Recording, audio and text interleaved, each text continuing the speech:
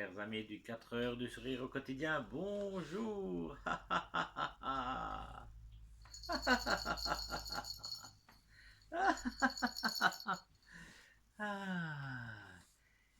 Hier soir, j'ai rêvé.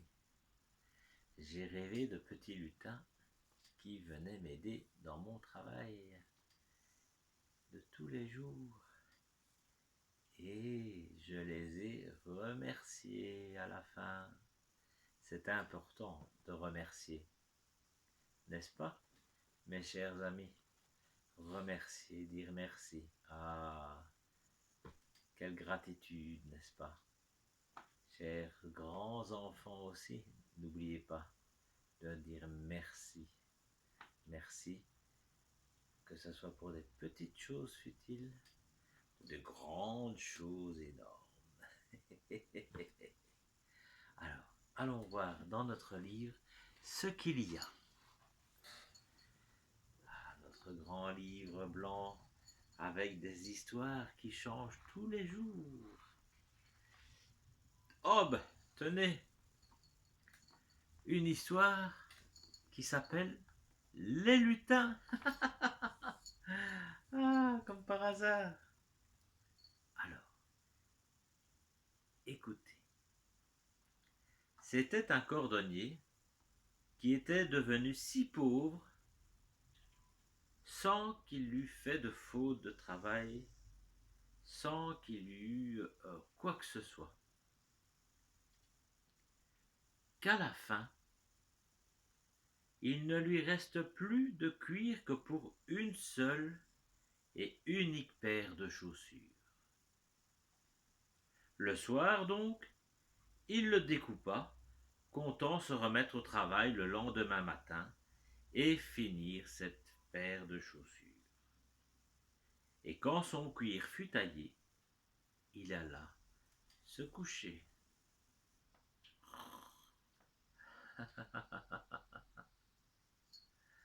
Il alla se coucher, l'âme en paix et la conscience au repos. Et il se recommanda au bon Dieu et s'endormit.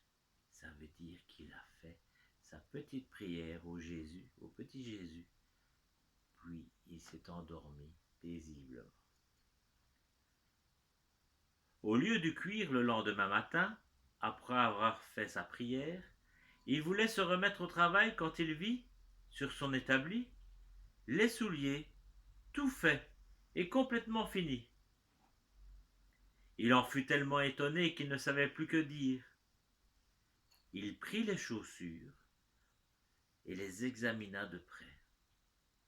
Le travail était impeccable et si finement fait qu'on eût dit un vrai chef-d'œuvre. Pas le moindre point qui ne fût parfait. Tout d'un coup, un acheteur arriva, trouva les souliers forts à son goût et les paya plus cher qu'à l'habituel. Avec l'argent, le cordonnier put acheter assez de cuir pour faire 2 paires de chaussures, qu'il tailla le soir même, pensant les achever le lendemain en s'y mettant de bonne heure. Mais le matin, quand il arriva au travail, les 2 paires de souliers étaient faites, posées sur son établi, sans qu'il se fût donné la moindre peine.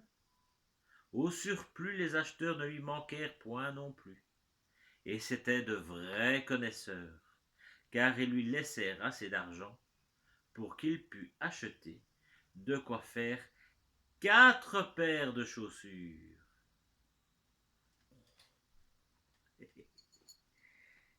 Et ces 4 paires là aussi, il les trouva finies le lendemain matin, quand il venait dans son atelier, plein de courage pour se mettre au travail. Et comme par la suite, il en alla toujours de même, et que ce qu'il avait coupé le soir se trouvait fait le lendemain matin. Le cordonnier se trouva non seulement tiré de la misère, mais bientôt dans une confortable aisance qui touchait presque la richesse.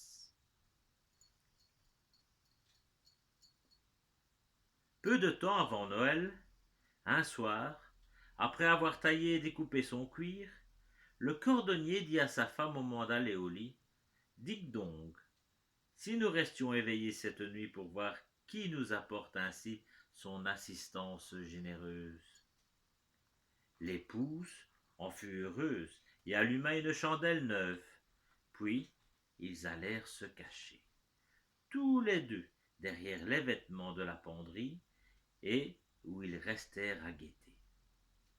À minuit, pom, pom, pom, pom, pom, arrivèrent deux mignons petits nains tout nus qui s'installèrent à l'établi et qui, tirant à eux les coupes de cuir, se mirent de leurs agiles petits doigts à monter, piquer, coudre et clouer les chaussures avec des gestes d'une prestesse et d'une perfection telles qu'on n'arrivait pas à les suivre, ni même à comprendre comment c'était possible.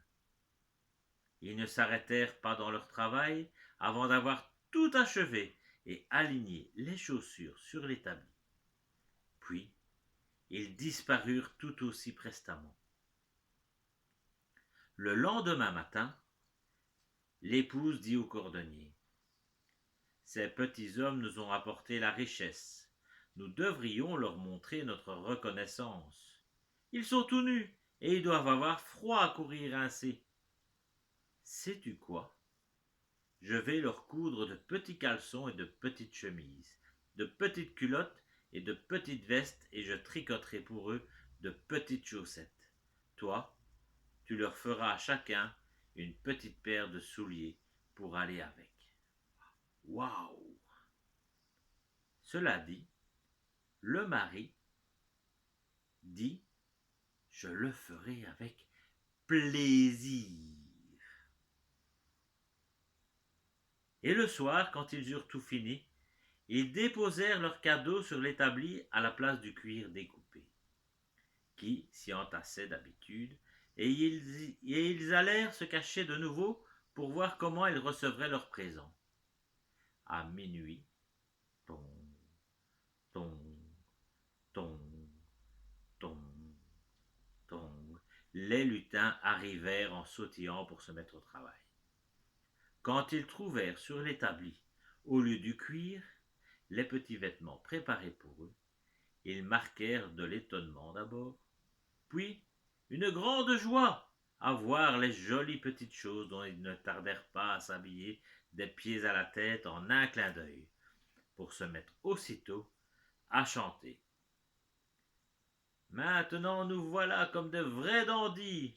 Pourquoi jouer encore les cordonniers ici?